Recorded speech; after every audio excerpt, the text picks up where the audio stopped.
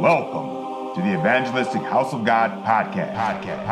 Unscripted discussions on social issues from a Christian's perspective.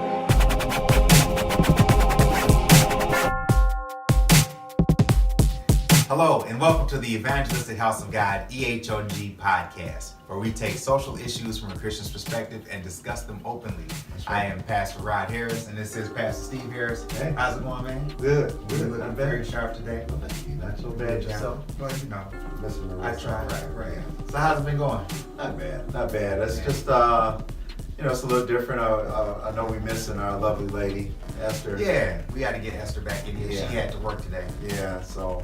Yeah, but everything's been going pretty good. Just working, study, Yes, study. So we're both in school for our master's degrees, and it's work all the time. Yeah. Plus you got a real day job, and you got a family. That's right. And you got a church. That's right. And the work of the Lord don't stop. So you just gotta have that balance, right? You gotta have balance. You gotta get it all done. That's right. And you gotta leave time to watch some, nice TV or a movie once in a while. Get Put a that plug date in night. for the Flash. Flash? What? You just lost me there. That's my show, right? No, I could have saw. I thought you were gonna say something like Curb Your Enthusiasm or. Well, I like that too, but Flash. Ugh, that's horrible. Stop. Come on, man. Did y'all see this? I did for those that are just listening, I did the little quick whoosh. They heard it. They know what that means. There. Yeah, don't worry about that. All right, so let's move on. Let's get to our topic, our social issue for today. This is a big topic. I know it's huge. This is race relations. So this is really the big elephant in the room. I mean, it's not like nobody knows this is not a new topic. It's not something that's brand new to us. But I was doing some research and I had read a national survey on race relations, and this survey, this PBS poll, they took some results from the nation about a year or so ago, and they compiled all this information to this huge report. And being a nerd, it comes to reading that I am. I read the whole report, and so I went through all the statistics, and I wanted to share some of these with you, but also get your perspective on it and kind of talk about it with you people at home and listening to your cars on the way to work. So this is a good conversation, especially if you hadn't taken the poll or you hadn't seen this information before. So one of the questions that I was asked in this race relations interview or questionnaire was, would you say race relations in the U.S. are better, about the same, or worse than they were a year ago? 1 year ago. 1 year ago.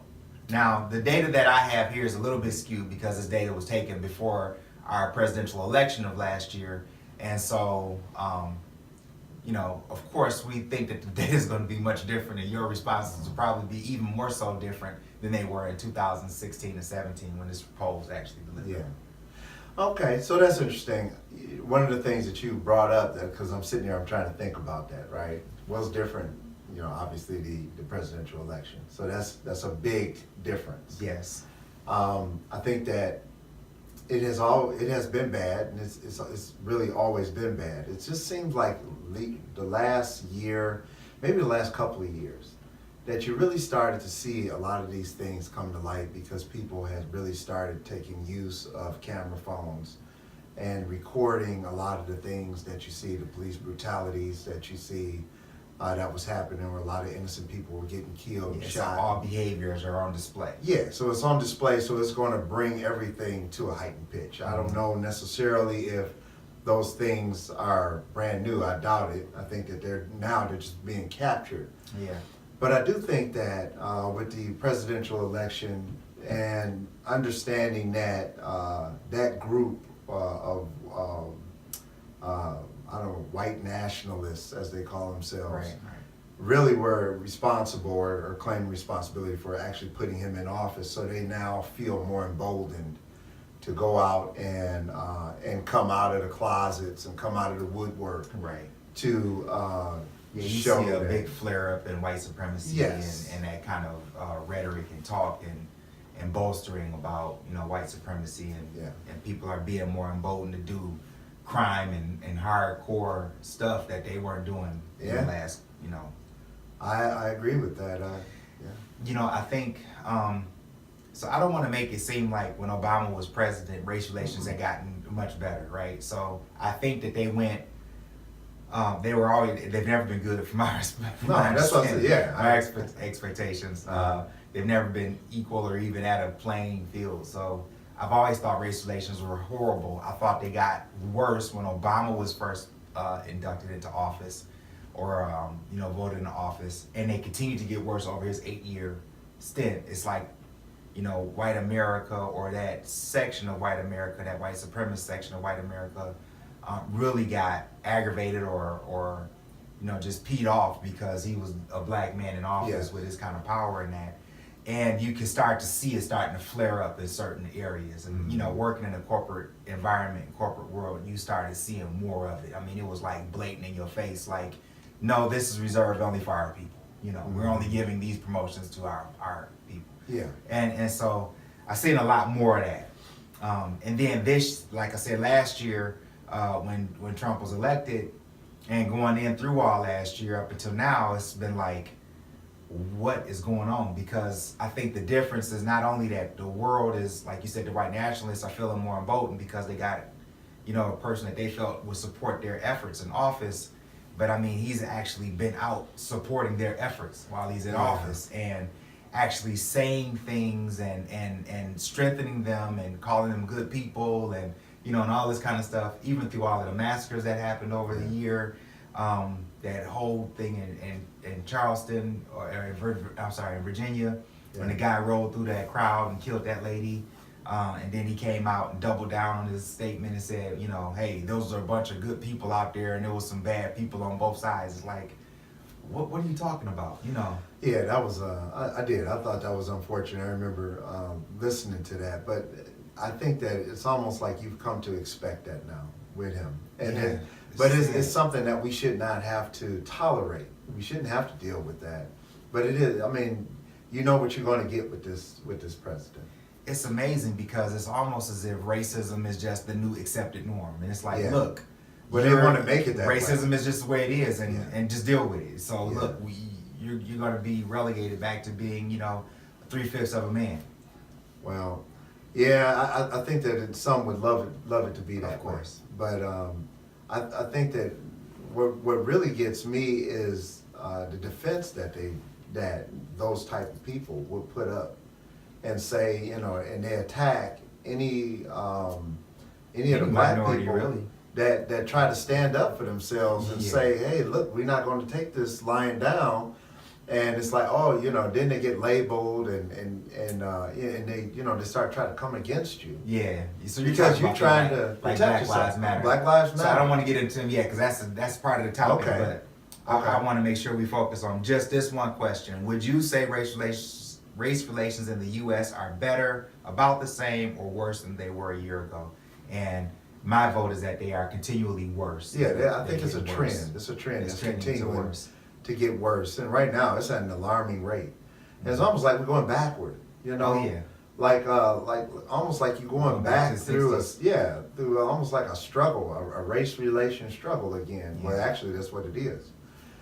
I looked at the results. The respondents for the results, 58% of all respondents say that it's getting worse. 56% of blacks say it's worse. And 60% of whites say it's worse. Why do you think those disparities between whites and blacks are? The whites and the blacks. Well, 60% of whites say that it's worse now than it has been before. And 56% of blacks. And I was sitting there wondering, well, what about that other half? It's almost they don't think it's worse. They think that it's either the same, about the same, or it's better. I don't. It's just a sad thing. It's a sad post. I guess I would expect to see that the black column would have shot up to about 79, 90. Yeah, but there's 90%. We got some folks that just they don't want to accept reality. They don't want to see things the way that they are. And I think that's the same on both sides. On white people. Some white people too. They some white people, they love to detach themselves away from everything, and they don't understand, well, what is all of the fuss about, Right. Because What's they, going on? I mean, you got a nice car. yeah, I mean, And they look don't. at those rappers. Like, Yeah. They got a lot of money. You got those basketball players out there and those Yeah. football players that were taking a knee. Yeah, but see, they don't live in this life. They don't live. They don't go. They don't have to worry about a police car pulling up, behind them. One example is, you go to YouTube and they'll, they show people and they're like, you get some white guy say, look, this is what I did. The officer will pull him over and he'll say, try to talk to him about giving him a ticket. Right, he won't roll his window down. He won't roll his window down. He got the camera on. He's quoting the Constitution and laws and all of this stuff. And so eventually, the cop will back down and go away. He drives away. And so that guy, he doesn't understand that that's not universal. It's not. It doesn't happen that way with all races. No. You can't, and then, some black people will try that and then get their head beat in and Right. then Or drugged killed. to jail or killed.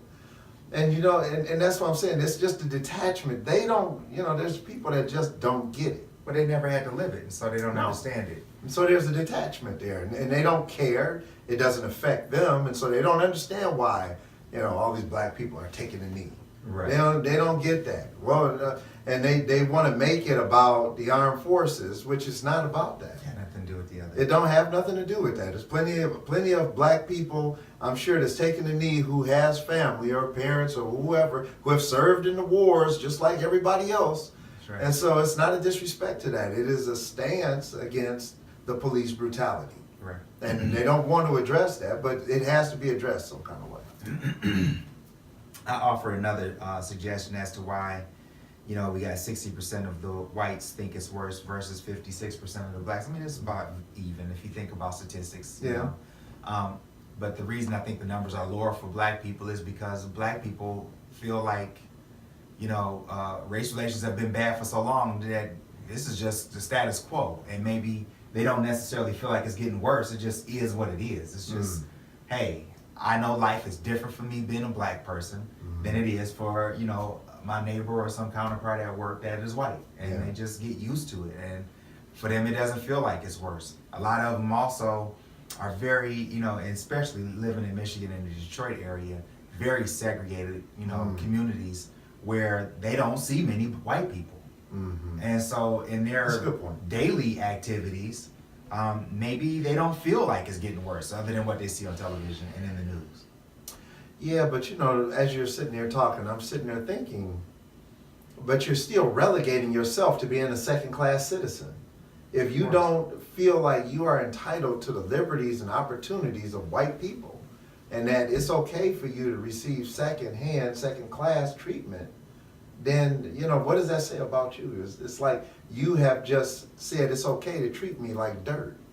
And I don't, I agree with your assessment, but I don't agree that that many people should be looking at it that way. Yeah. So, and I don't want to put and words it's not in anybody's just mouth, but we we're all speculating. guessing, we speculating. This is what we do on the show, talking about social issues. That's why this is so fun, because you can say what you want. Everybody's got an opinion. Yeah. Agree or disagree. All right, so let's change the subject to getting a job. Do African Americans and whites have the same opportunities in getting a job? No. Explain. I think that I was reading something. It might have even been in another show that we were having that said that there was some statistic that you had talked about where it was like maybe I shouldn't talk about it since I don't have but I'm going to. Yeah, but you can bring it up anyway, and if I remember, I'll help you. It was like saying that even blacks with education had a more difficult time gaining the same job as a white counterpart who didn't have the same education and even had a criminal background. Yes. And I thought, and I could pull those stats up, maybe I'll put them in the notes, but I thought it was almost like 5-2, something like that. Yeah. So it was like every two black people out of 5 unqualified white people might get the job. And typically those were in areas that were used to urban diversification. Yeah, and I think that I think there's a couple of reasons. I think one is there may be racism involved, and especially the different type of job, the type of job that we may be talking about. We're talking about an hourly job, might be more available than a white collar job, you know. Yeah. There's also the thing where you're going to hire people that you are most familiar with. Mm-hmm. So a lot of times you may have a black person or a white person that's in a position, or a woman, I got to say that, yeah. in a position, and because they're a woman, they feel more comfortable hiring women, and that's so they're going to hire a woman. Or if you're a white person, you may feel more comfortable hiring a white person. Maybe for you to mentally, it may be harder for you to relate to a black person, you know, here. Well, without even trying. You know, this is your initial thought. Sure. I don't know any black people, but I do know this guy coming through the door, and vice versa. So that might be one of the issues.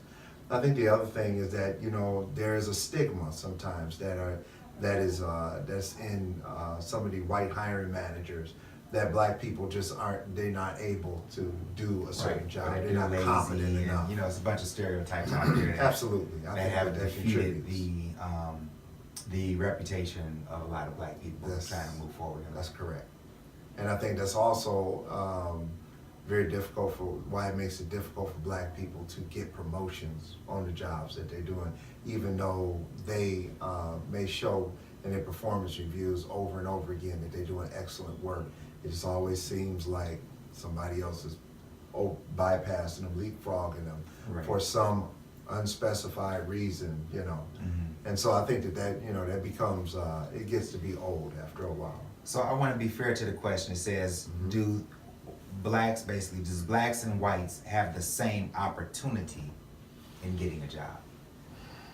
So meaning, are they exposed to getting a job in the same venues or the same ways? So do they understand, or do they know about a hiring sale going on at, you know, Art Van Furniture or at General Motors?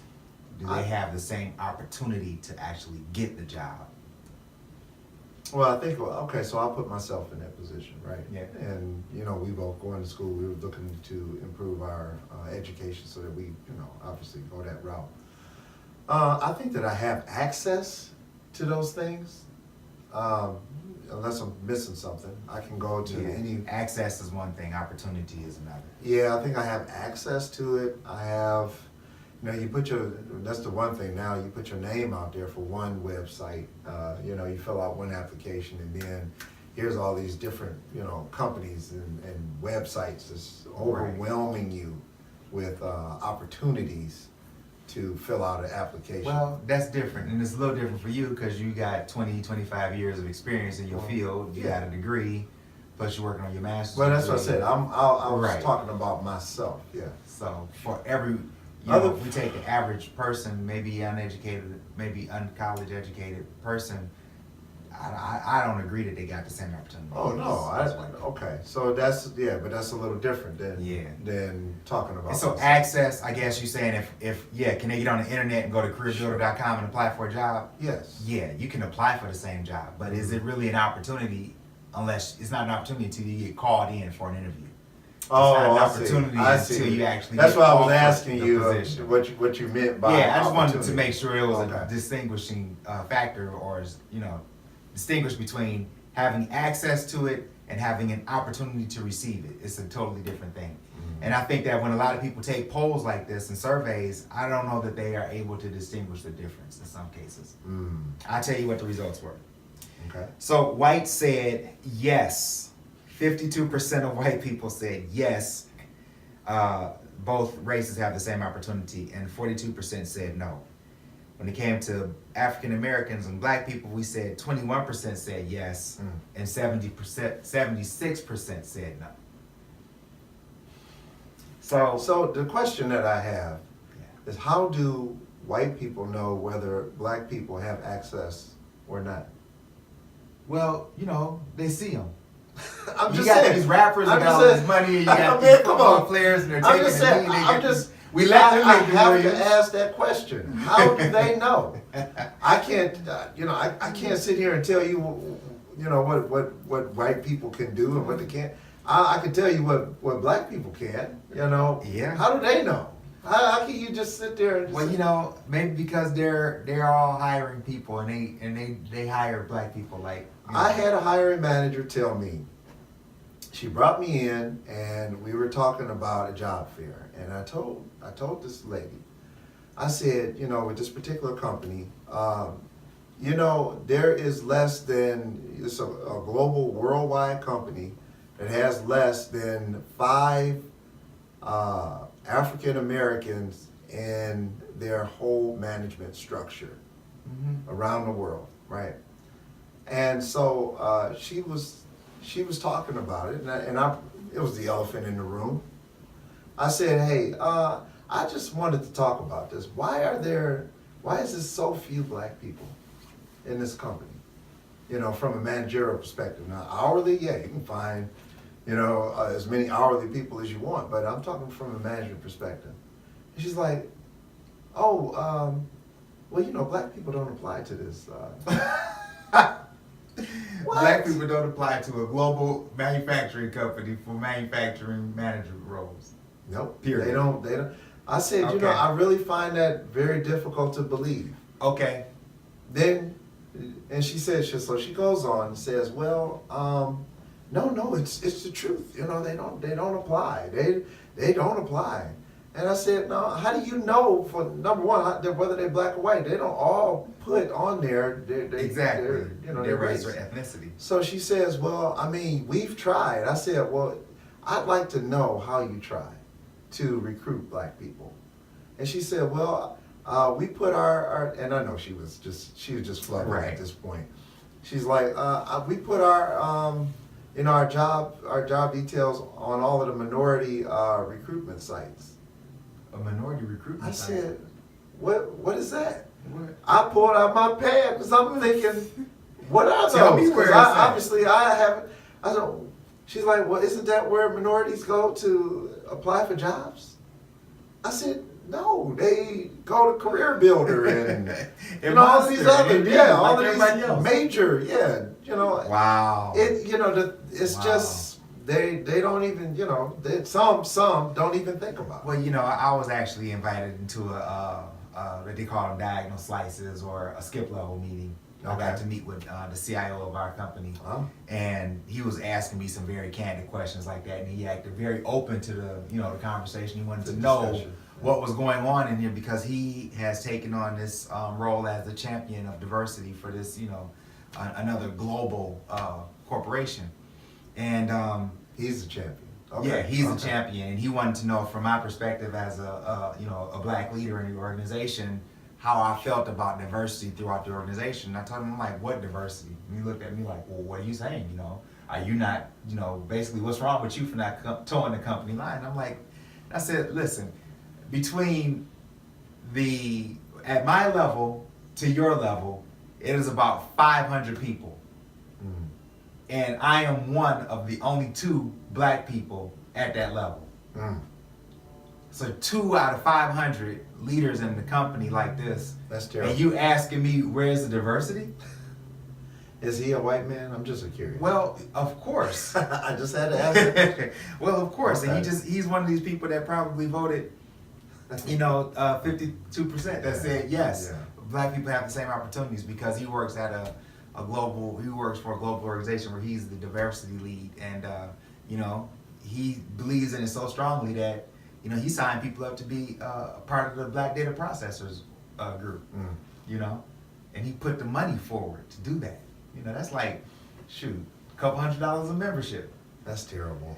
So just a little touch. It's really sad though. All But right. I think that just before you go, it's people like that. For one, I don't understand why you wouldn't have somebody who represents diversity as your champion for diversity.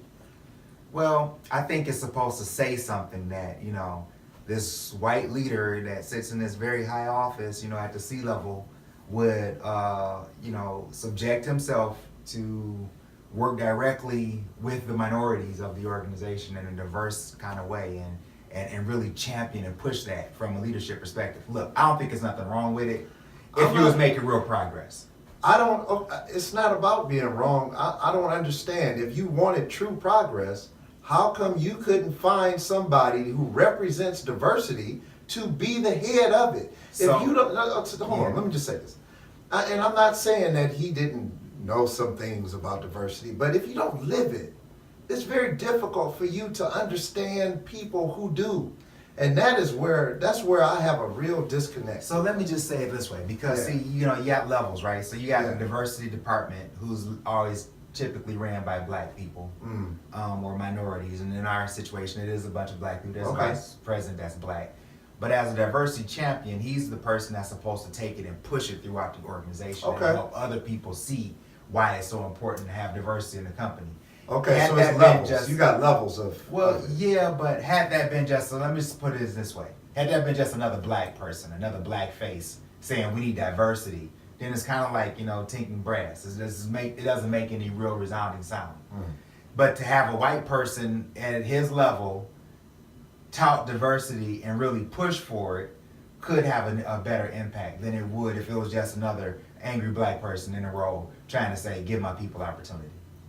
Yeah, so that's the corporate look of it, though.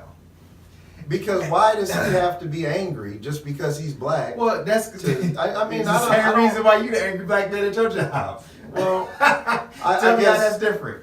Yeah, that may be how it's stereotyped. That's my point. Yeah, but I still think that it's a wrong concept. I think that you still need to have, if you're going to go that route, have somebody who represents it.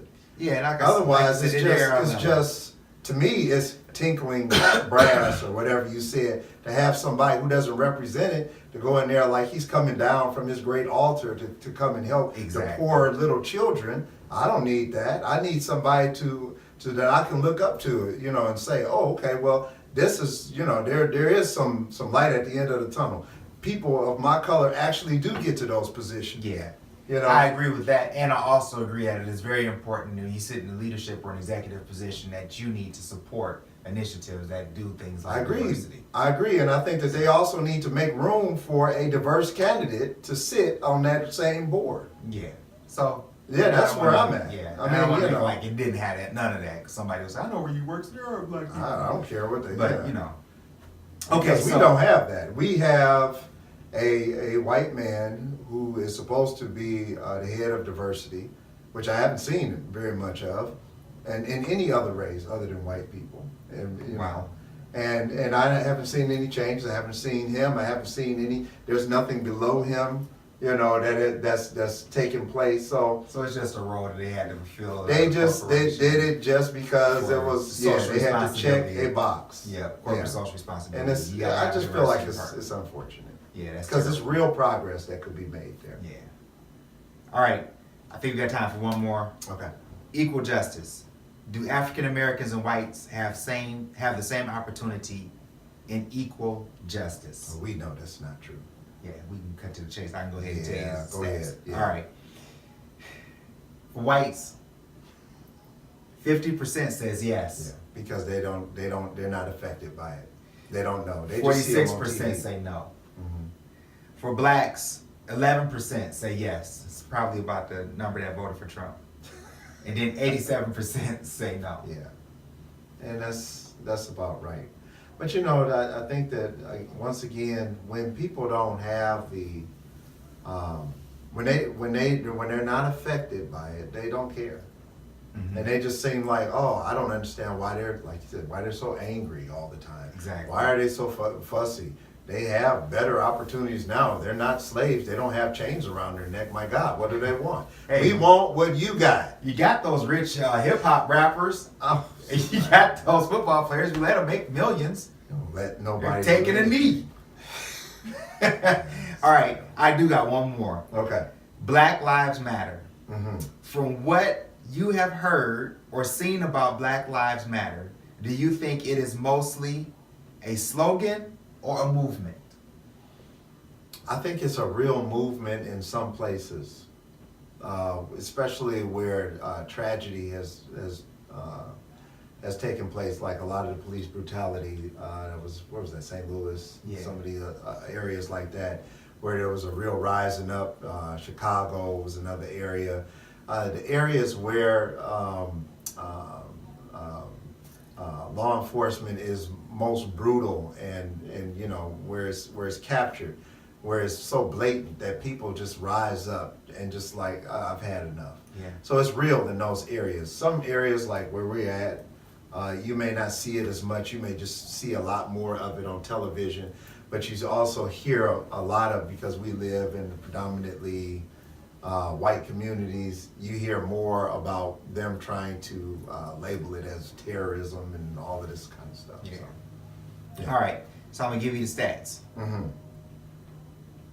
African Americans, 28% say it's a slogan, 67% say it's a movement, Yeah. and then all respondents, 39% say it's a slogan, and 48% say it's a movement.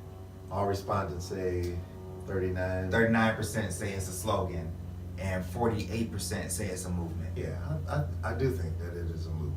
I think it is. I agree. I think it's a movement, and I think if it was taken serious, and hopefully, you know, people start to really listen to the message rather than looking at the people and what they're, you know, saying, and start looking at what they're doing and the lives they're impacting, then the movement can really take off and do something with it.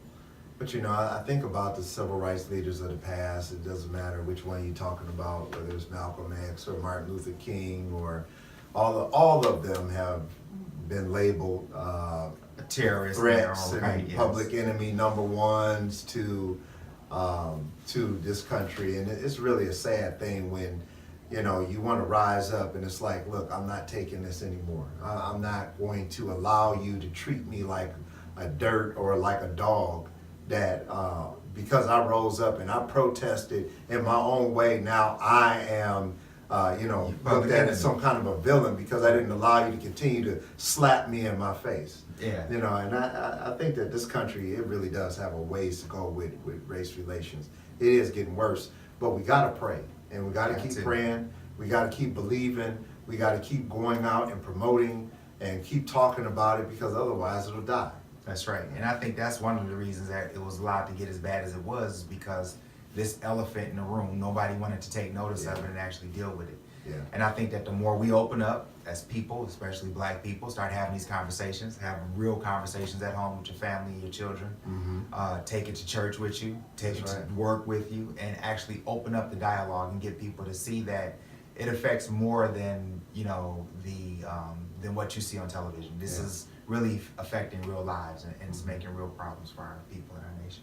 Yeah, you know, and I don't mind engaging people, you know, on these types of subjects, in which we do a lot. And including, we also include white people and whoever is really in the room, because it's not just about a black situation where I can talk and then when somebody comes in the room, we just get quiet. No, we all need to get together. We need to talk about these things and let people understand that there's two sides. There's a different perspective. There's a black perspective.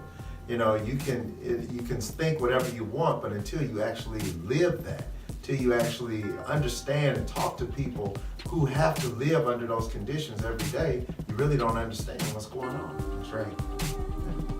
Hey, so I hope you had a good time listening to this podcast or watching this podcast. We invite you back here next week. We'll have another hot topic for you to discuss on social issues. I am Pastor Rod Harris, my brother Pastor Steve Harris, and we thank you for joining us. Have a good week. We're out.